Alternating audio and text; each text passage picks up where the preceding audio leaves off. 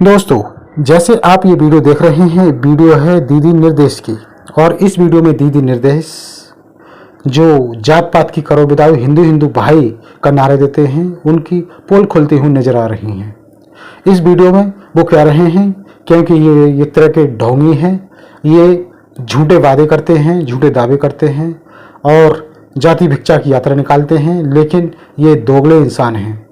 वहीं आपको बता दें कि इन्होंने पोस्ट भी किया है। ये पोस्ट कर रही हैं जात पात की करो विदाई, हिंदू हिंदू भाई भाई की नारे देने वाले बाबा और जाति की भिक्षा यात्रा निकालने वाले वो समाज सुधारक बनने वाले लोग कहाँ हैं। आईएएस संतोष वर्मा ने अंतर्जातीय विवाह को बढ़ावा देने हेतु 2 लाइन क्या बोल दी। जातिवादियों की दोगली सोच की नीयत सामने आ गई। नारे चाहे कितने भी अच्छे लगा लो, सच्चाई ये है कि तुम जातिवाद खत्म नहीं होने दोगे, इससे तुम्हारा वर्चस्व खतरे में आ जाएगा। तो आगे वीडियो सुनते हैं कि आखिर इस वीडियो में जो दीदी निर्देश हैं, जो बढ़ चढ़कर हिस्सा लेती है तमाम सामाजिक संगठनों में, सामाजिक कार्यक्रमों में, तो उनका ये वीडियो सुनते हैं। आइए सुनते हैं वीडियो। आईएएस संतोष वर्मा जी ने अंतरजातीय विवाह के बारे में मंच से 2 शब्द क्या कह दिए। उन सभी जातिवादियों को बेहद बुरा लगा जो रात दिन कहते हैं कि सभी हिंदू एक हो जाओ। अभी बीच में बाबा बागेश्वर हिंदू यात्रा भी निकाल रहे थे, हिंदू राष्ट्र की मांग कर रहे थे, और भी समय समय पे ऐसे बाबा चोला पहनकर लफंगे साधु संत बन जाते हैं और कहते हैं कि हम हिंदू राष्ट्र बनाएंगे। लेकिन हिंदू राष्ट्र बनाते टाइम जब उनसे सवाल किया जाता है कि हिंदू राष्ट्र बनाने में क्या दलित का स्थान होगा, क्या महिलाओं की स्थिति होगी, क्या शूद्रों का स्थान होगा, मुसलमानों की जगह क्या होगी, अल्पसंख्यकों जो अन्य और धर्म हैं, बौद्ध हैं, जैन हैं, सिख हैं, इनका क्या स्थान होगा, तो उस पर ये चुप्पी साध लेते हैं, बगले झांकने लगते हैं। आज जब ये कह रहे हैं कि सारे हिंदू भाई भाई हैं, सारे हिंदू एक हैं, जात पात की करो विदाई, हिंदू हिंदू भाई भाई, ये नारा लगा रहे थे।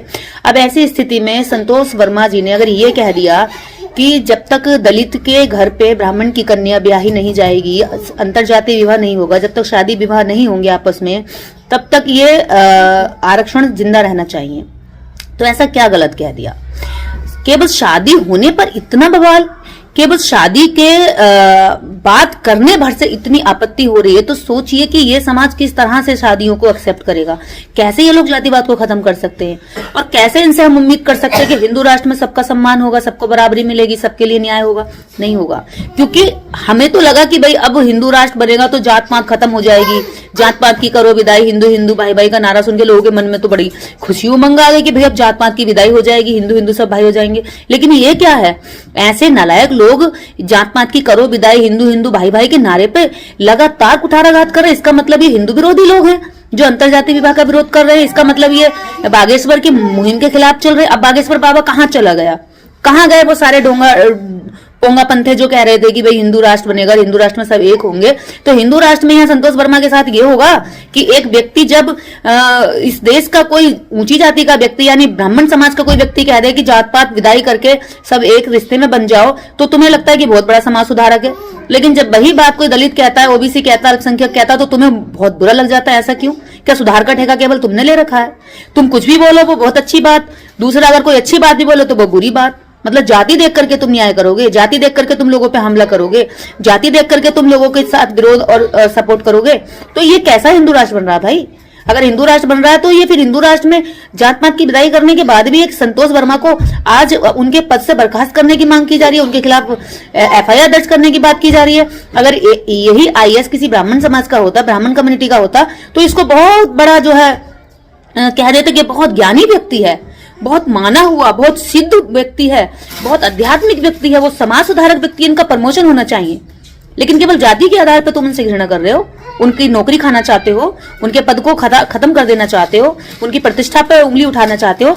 लेकिन एक बात ध्यान रखना, वो अकेले नहीं है, उनके साथ में पूरा समाज खड़ा है। आइए संतोष वर्मा जी से मैं कहना चाहती हूँ कि आप अकेले नहीं है। आपने अंतरजातीय विवाह को मंच से कहकर ये देश के हित में बयान बोला है।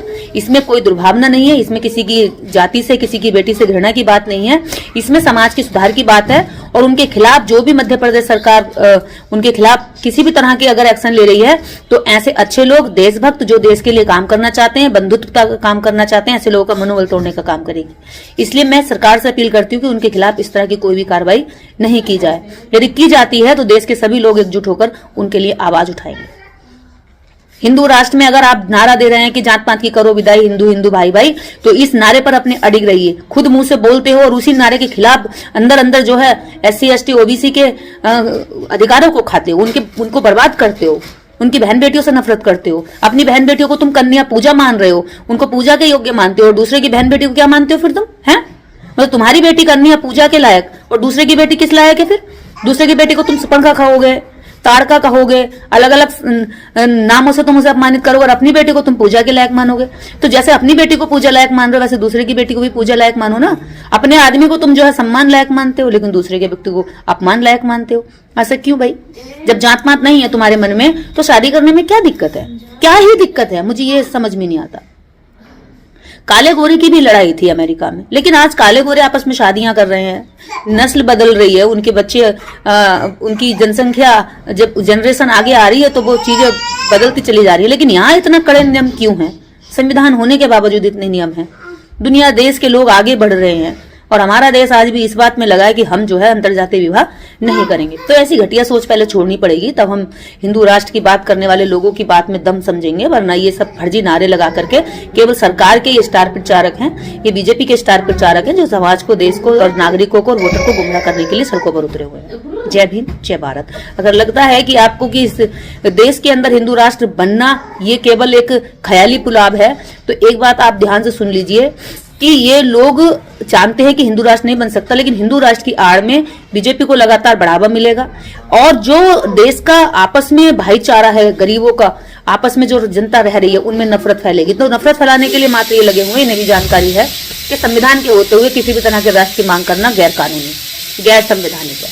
जय भीम, जय भारत।